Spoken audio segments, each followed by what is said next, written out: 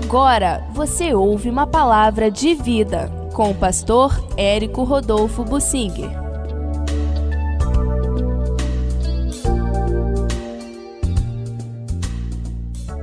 O profeta Jeremias foi usado por Deus para levar profecias para o povo de Israel, que estava resumido à tribo de Judá, a partir da época do rei Josias.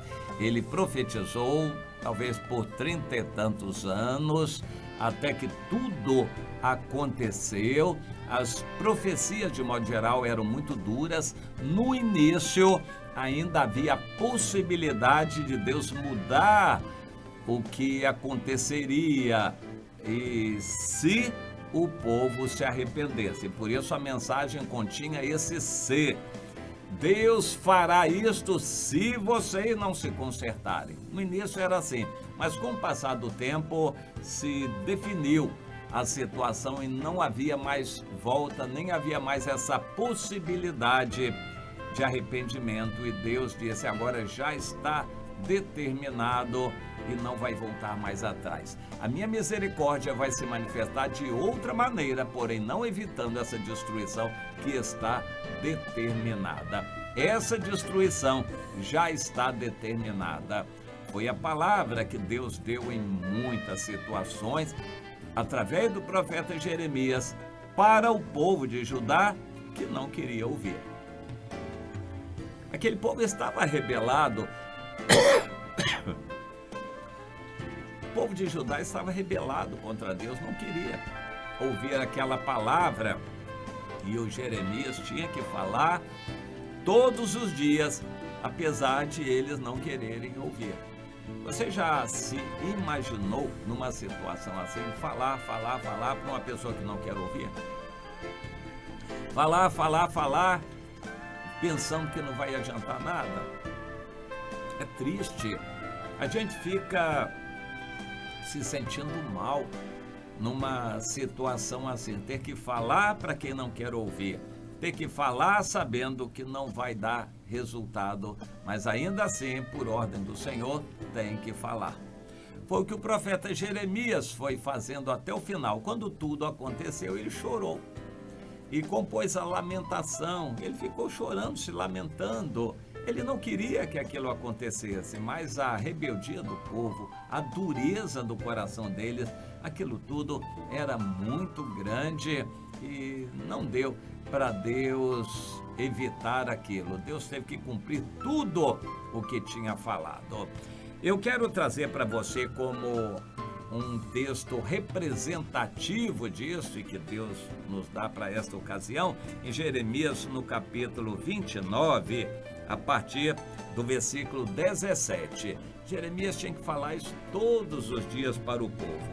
Assim diz o Senhor dos Exércitos: eis que eu enviarei contra eles a espada, a fome e a peste, e far-los-ei como a figos ruins, que de ruins que são, não se podem comer.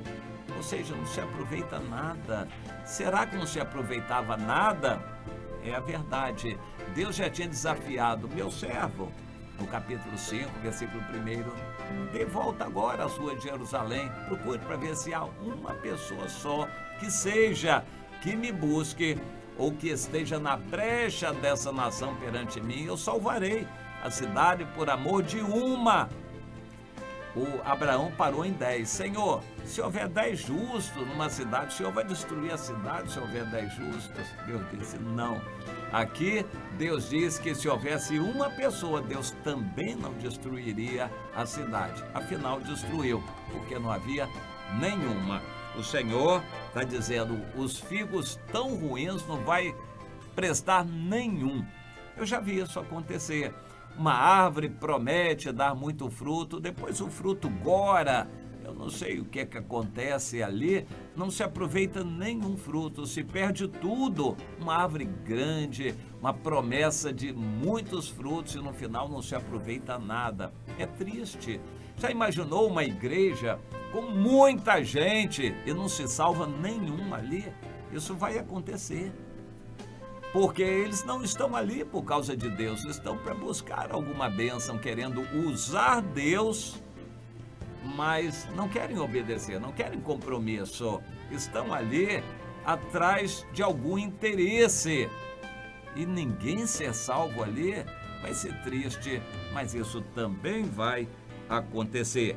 Então o Senhor diz: eu vou persegui-los com a espada, a fome e a peste. Falo-ei um espetáculo horrendo para todos os reinos. E os porei por objeto de espanto, de assobio e de opróbrio, vergonha, entre todas as nações para onde os tiver arrojado. Porque não deram ouvidos às minhas palavras, diz o Senhor.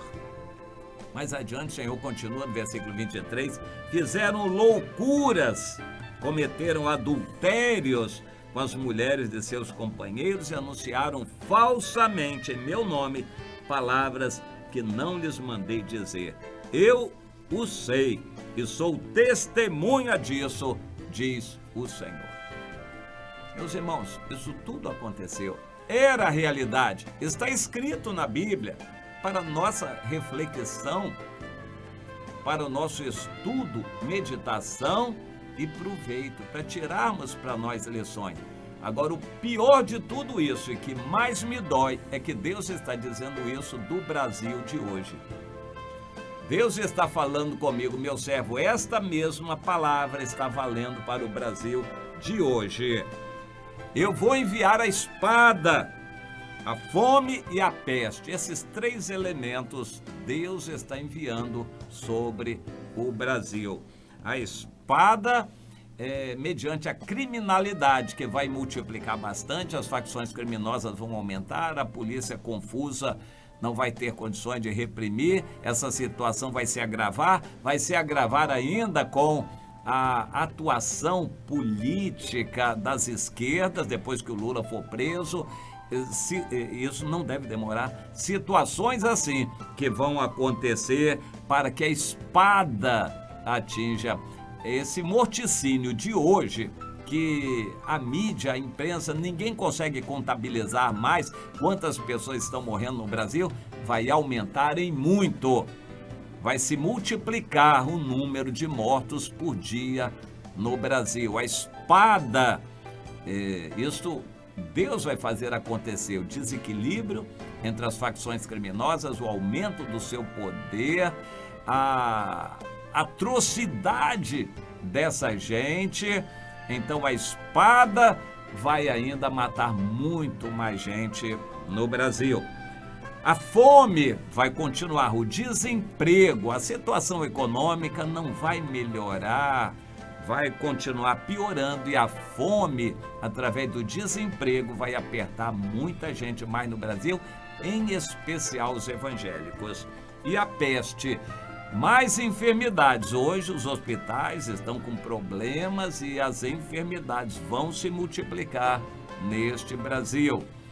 Houve uma diminuição por ocasião do meio do ano, a época de frio, de secas, mas agora o verão chegando, as enfermidades vão voltar a se multiplicar, além de novas enfermidades se constituírem em pestes que Deus estará mandando sobre o Brasil.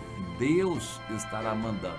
Não é o diabo e nem humanamente aspectos humanos. Vai ser Deus quem vai estar mandando para o Brasil. Ainda que use o diabo, mas vai ser Deus quem vai estar mandando a peste para o Brasil. E o Senhor diz: eu vou persegui-los com a espada e eles vão ser um espetáculo horrível para as outras nações do mundo, para onde eles forem. Já está muita gente querendo fugir do Brasil no desespero, como muita gente hoje está desesperada na Venezuela, vindo para o Brasil. Gente do Brasil vai para outros países do mundo em desespero, constituindo-se numa vergonha para o país que economicamente já está falido, com uma dívida colossal, impagável. Isso tudo, o Senhor diz, porque não deram ouvidos às minhas palavras, diz o Senhor. Mas e o povo de Deus? Bem, o Senhor diz, o povo de Deus está no pecado, acobertando adultérios a mais não poder nas igrejas. Os líderes sabem acoberto e passam a mão por cima. Eles mesmos estão praticando adultérios nas igrejas e anunciando falsamente em meu nome palavras que eu não mandei dizer. Você já ouviu alguém falar, eu profetizo para você, bênção, que isso vai acontecer? Já ouviu? Está cheio por aí de gente profetizando o que Deus não mandou. Isso, além de ser um pecado gravíssimo, é uma afronta, uma aberração contra Deus. Ai daquele que diz, o Senhor disse, quando o Senhor não disse. Ai daquele que diz, eu profetizo isso. Porque profetizar é falar em nome do Senhor. E alguém dizer, eu profetizo isso, quando o Senhor não mandou, essa pessoa vai ser punida severamente pelo Senhor. E estão profetizando a mais não poder, bênçãos que o Senhor não mandou. Estão falando em nome do Senhor palavras falsas para engodar o povo e, no fundo, enganar, se possível, até os próprios eleitos. Triste essa situação do país, o sal insípido e o país de mal a pior por causa do sal insípido. E o Senhor diz, eu vou continuar, não tem volta, isto vai acontecer. Ah, mas a mídia toda está dizendo que está melhorando, a economia está se estabilizando, os indicadores econômicos mostram que o país voltou a crescer.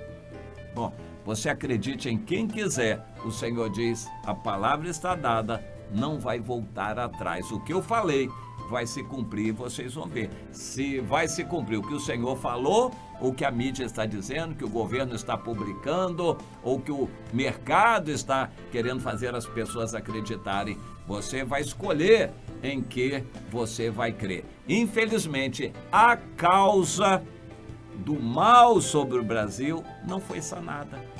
Não foi sanada e nem está no caminho de ser sanada. Os líderes evangélicos estão acobertando a situação, não falam que Deus mandou e eles serão responsabilizados por tudo que acontecer ao país.